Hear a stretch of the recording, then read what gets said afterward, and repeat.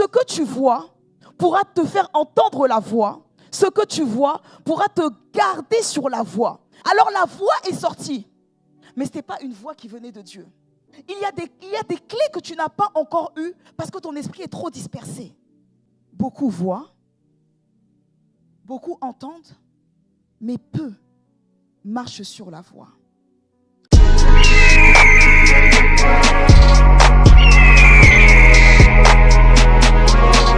Les 3 clés de la destinée: voir, voix et voix.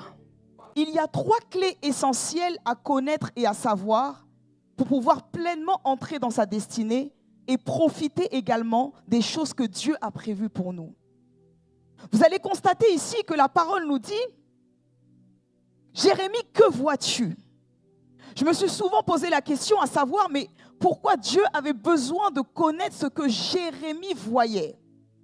Mes frères et sœurs, j'aimerais vous dire ce soir que en matière de destinée, avant d'entendre la voix avec un X, avant de connaître la voie à suivre, nous devons d'abord voir précisément là où Dieu veut nous emmener. Beaucoup de personnes ont entendu la voix, beaucoup de personnes sont sur la voie, mais peu ont su voir clairement ce que le Seigneur avait de prévu pour eux.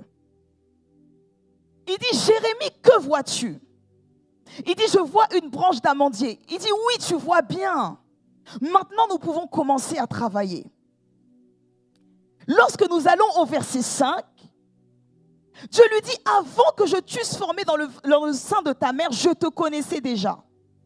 Alors je me suis posé une question. La prophétie avait déjà sonné sur la vie de Jérémie. Dieu avait déjà parlé sur la vie de Jérémie. Dieu l'avait déjà établi, prophète des nations. Mais pourquoi c'est après que Dieu lui demande ce qu'il voit? Donc vous allez voir par moments que l'homme de Dieu peut prophétiser sur vous. Vous pouvez avoir eu un songe de votre destinée.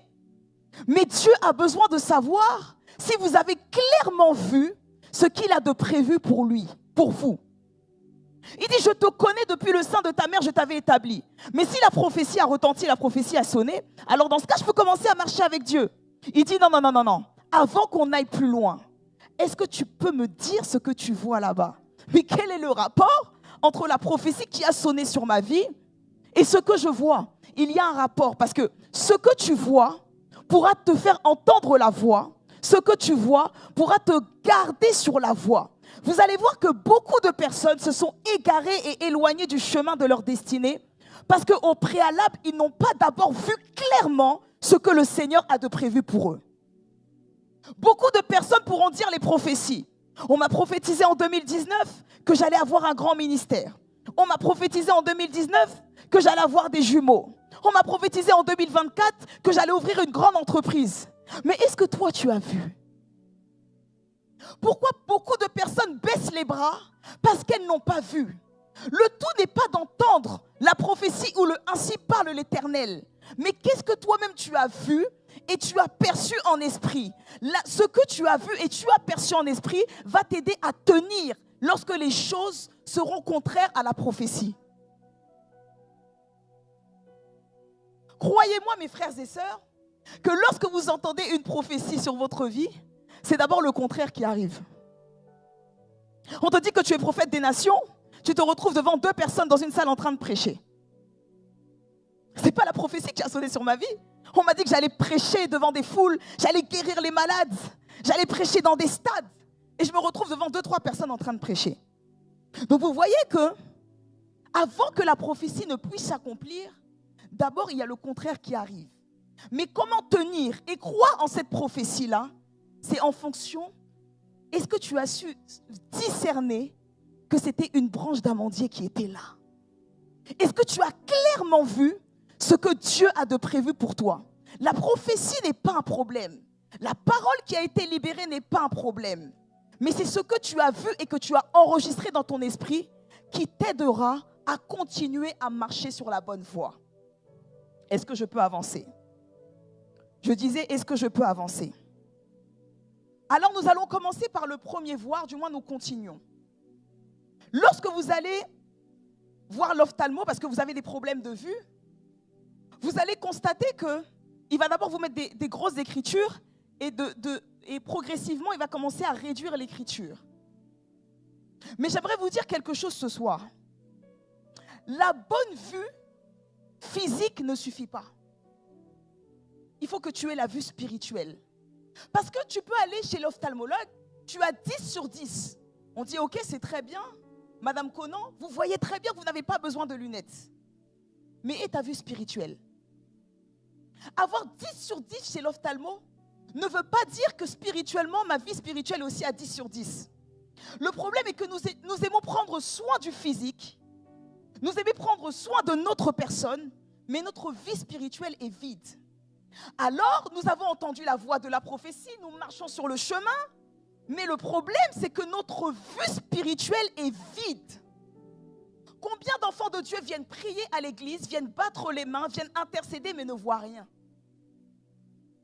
L'aveugle n'est pas celui qui ne voit pas physiquement. Le véritable aveugle, le véritable malade est celui qui ne voit pas spirituellement.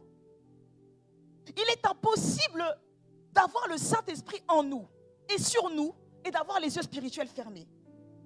Il est impossible de prêcher, d'annoncer la parole et d'avoir les yeux spirituels fermés. Laissons même la parole. Il est impossible d'être un enfant de Dieu qui est né de nouveau et tu ne vois rien. Pas de songe, pas de vision. Tu n'as jamais été transporté en esprit. Tu ne vois rien. Il prend Ézéchiel et il le transporte sur cette vallée.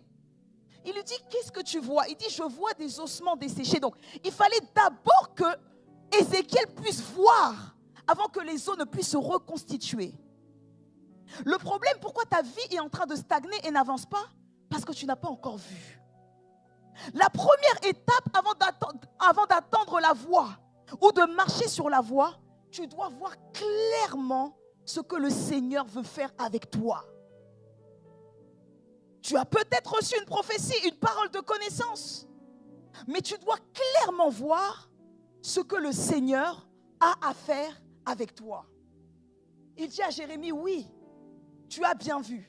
Donc maintenant, la prophétie qui a sonné sur ta vie, je peux commencer à travailler avec toi parce que tes yeux spirituels sont ouverts. Rappelez-vous que Saul de Tarse était sur le chemin de Damas. Mais Dieu aurait pu commencer à l'utiliser directement. Est-ce que Dieu ne lui avait pas parlé? Est-ce qu'il ne s'était pas révélé à lui? Mais il fallait que quelqu'un puisse aller ouvrir ses yeux.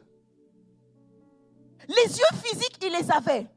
Mais pour conquérir le monde, pour gagner les âmes, même pour guérir un malade, tu as besoin que Dieu puisse t'orienter précisément pour te dire où est le mal, d'où vient le mal. Que tu puisses avoir les yeux spirituels pour détecter réellement ce que la personne a. C'est des mots de tête, mais quand je vois en esprit, je vois quelqu'un, je vois une main invisible qui est justement à la base de ces mots de tête-là. Tu as besoin de voir en esprit. Il dit, il faut que quelqu'un t'ouvre les yeux d'abord pour que tu puisses commencer la mission. Beaucoup ont entendu la voix, beaucoup sont sur la voie, mais ils sont les yeux fermés. Alors ils ne voient pas les pièges que l'ennemi a mis au-devant d'eux. Ils ne voient pas tout ce que le diable est en train de faire contre leur vie. Ils sont seulement en train de marcher. Au nom de j'ai entendu une prophétie sur ma vie. Ce n'est pas suffisant. Tu dois voir en esprit. Alors nous avons parlé de voir. Nous allons maintenant parler de la voix. Mes brebis entendent ma voix.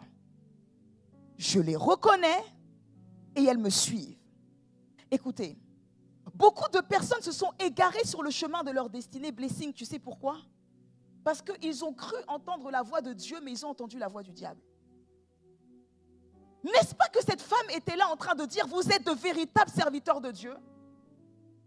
N'est-ce pas que cette femme était en train de dire, ce sont de véritables serviteurs de Dieu. Ils sont de Dieu. Écoutez-les. Ils ont l'onction de Dieu sur leur vie. Ils ont la faveur de Dieu sur leur vie. Mais l'esprit qui animait cette femme n'était pas l'esprit de Dieu.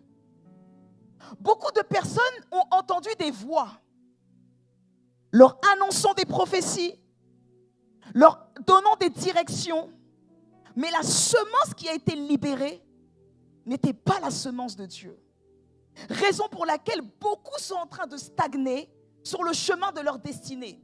Parce qu'ils ont cru, écoutez, ce que cette femme était en train de dire n'était pas faux. Est-ce que ce n'était pas de véritables serviteurs de Dieu?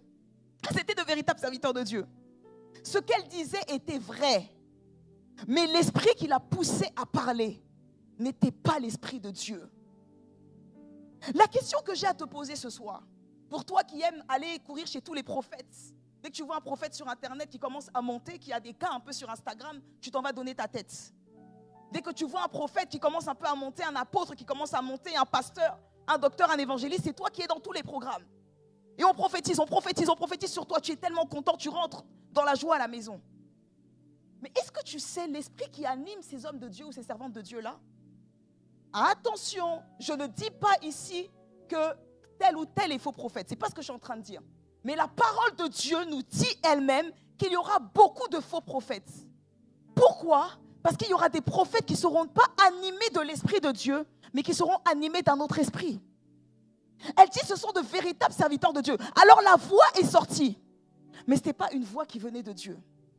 Il y a des clés que tu n'as pas encore eues parce que ton esprit est trop dispersé. Ton esprit est partout. Écoutez, vous devez absolument être en capacité de lâcher là, le volant que vous êtes en train de tenir. Ce n'est pas vous qui conduisez votre destinée. C'est Dieu qui conduit votre destinée. Quel est le troisième V? C'est quoi? La voix. Donc, voix, V-O-U, V-O-I-X, c'est la voix qu'on entend. Voix, V-O-I-E, c'est le chemin qu'on doit emprunter. Écoutez, beaucoup voient, beaucoup entendent, mais peu marchent sur la voie.